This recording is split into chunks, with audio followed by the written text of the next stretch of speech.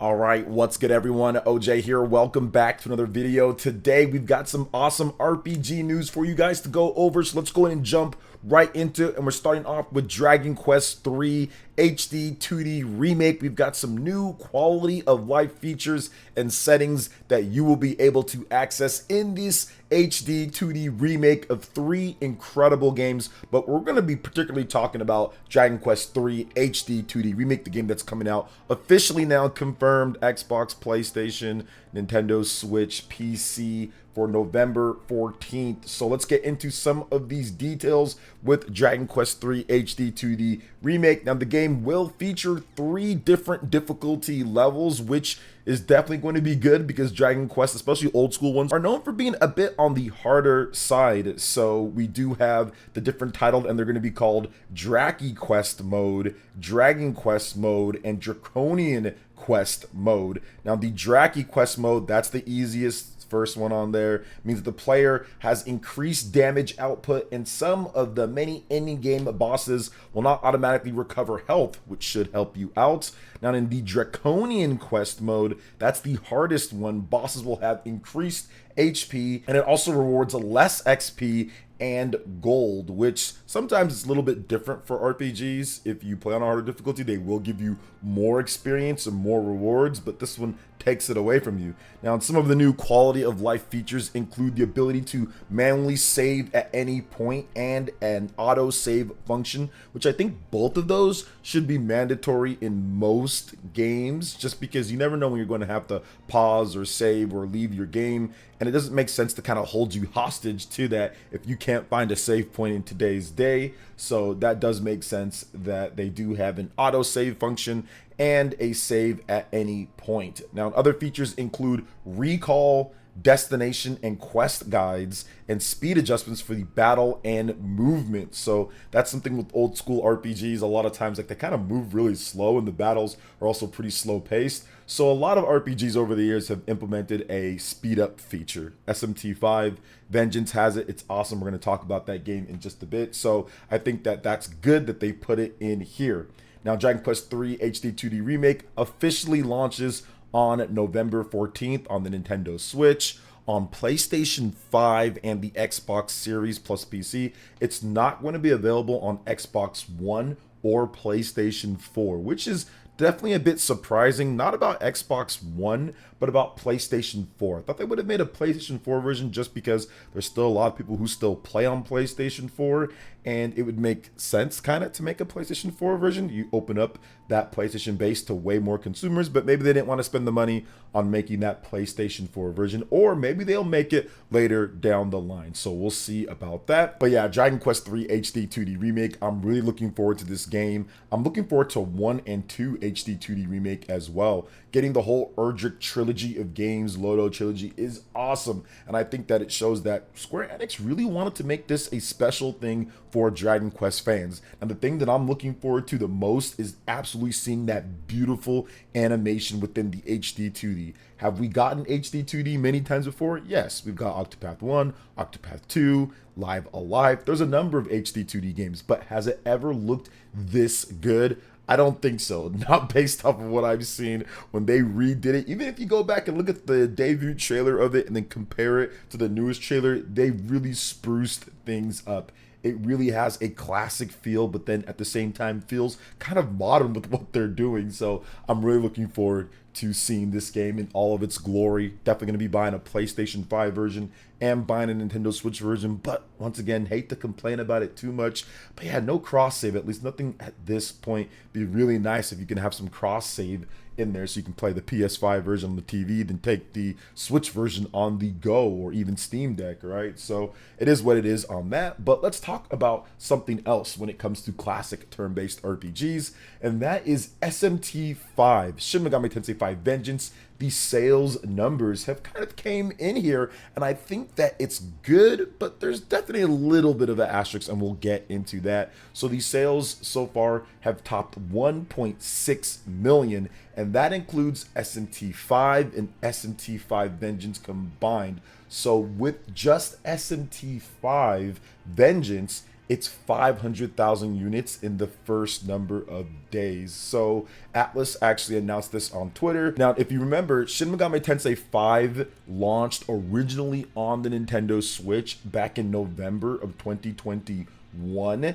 And we know that that game shipped over 1.1 or about 1.1 million units since then. Now, in the first, I think 5 months or so, it was over a million units. So not bad at all. Now, with Shin Megami Tensei 5 Vengeance, you're adding in PlayStation 4, you're adding in PlayStation 5, you're adding in Xbox One, you're adding in Xbox Series, and you're adding in PC. So, and plus there's also a Nintendo Switch version as well, right? So 6 versions added in here, and in the first 3 days you get about 500,000 in sales. So that is less than 100,000 per platform, but I'm guessing if there was a platform that wasn't really carrying its weight, it's probably the Xbox, because we saw the Japanese sales come out, and the PlayStation 4 and PlayStation 5, I mean, it didn't really do that great in Japan. Now, we don't have digital numbers. We know in the UK it was #1 when it comes down to it, so we'll see how it does here in the West overall. But yeah, I was expecting, like I said, it's not bad, and obviously, 1.6 million total, that's by far the best selling SMT, whether you have extra versions or not, best selling SMT. But I was expecting maybe a bit more, considering you're launching on PS4 and PS5 plus PC. I was thinking, okay, maybe it could hit 700,000 units just between those systems alone, and then chip in and maybe another 100,000 between the Xbox One and the Xbox Series. So I was thinking maybe 800,000 or so when it comes down to it. And remember, these numbers with the 500,000, that includes the Nintendo Switch version. So it's the Switch base that probably already bought the Switch vanilla version of the game. So between all those platforms, 500,000, that's not bad. Obviously, half of what SMT5 has already sold in the number of years. I was expecting maybe just a little bit more, but Atlas seems to be very happy with it. That's still a very good number, and I do think once some sales hit and everything, that number is going to go up. I know that there's more people that want to play SMT5 Vengeance on PlayStation 4 and PlayStation 5 plus PC. I think once some sales go in, you're going to see these numbers continue to go up. So not a bad start at all in the first number of days for SMT5 Vengeance. I'm playing it myself on PlayStation 5, and it's fantastic. All of the updates, all of the additions. If you're thinking, should I get this game or not? Well, one, ask yourself if you like turn-based RPGs. If you do, that's cool. Then ask yourself if you like Pokemon. If you like the concept of Pokemon and turn-based RPGs, then this game is going to be for you. Then, of course, it has its own style and flavor. It's not just that, but man, I love it so much. I think I put about 20-something hours into it. I'm definitely going to get back to playing on the PlayStation 5. It's a lot of fun. But what do you guys think about SMT5 Vengeance and the big sales numbers? You guys can let me know. But let's go to move on to the next story here, and we're going to talk about Beyond Good and Evil, the 20th anniversary. We finally have an official confirmation for this game. 4K 60 frames per second on platforms that support it, but this game has pretty much been leaked or been like rumored for so long. I covered it on the channel not too long ago in a video, but now we have an official confirmation here. So Beyond Good and Evil, the 20th anniversary edition, will launch officially for the PlayStation 5, PlayStation 4, Xbox Series, Xbox One, Nintendo Switch, and PC on June 25th, Ubisoft has announced. Now, there will be a limited run games physical edition for all consoles. Pre-orders open on July 12th. Now, if you don't know about Beyond Good and Evil, you're definitely going to want to listen up, because this is actually one of those hidden gem games from the 6th generations. Return to Hillis alongside Jade, Pege, Double H, and all of Beyond Good and Evil's colorful characters, and embark on a journey that will literally take you to the moon. Discover the new anniversary gallery, the reorchestrated iconic soundtrack, and more in this special edition. We have the best way to play.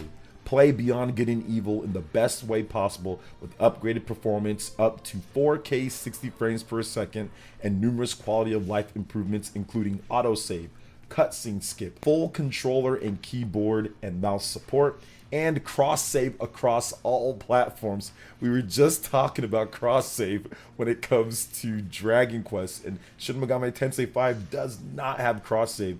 But if I have to give Ubisoft props, Ubisoft is the #1 leader in the industry of cross save. Pretty much all of their games have cross save.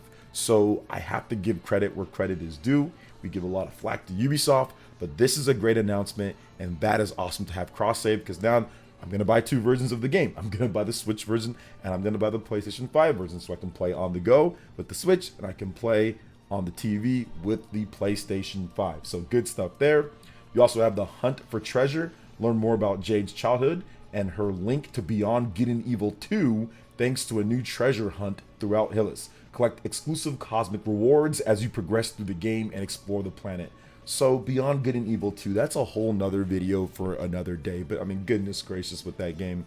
But anyway, getting back into it, dive into history. Celebrate the 20th anniversary of Beyond Good and Evil by reliving the story of its development from early conception until release, featuring tons of never before seen artwork and videos, exclusive anecdotes, and secret unreleased content, and more.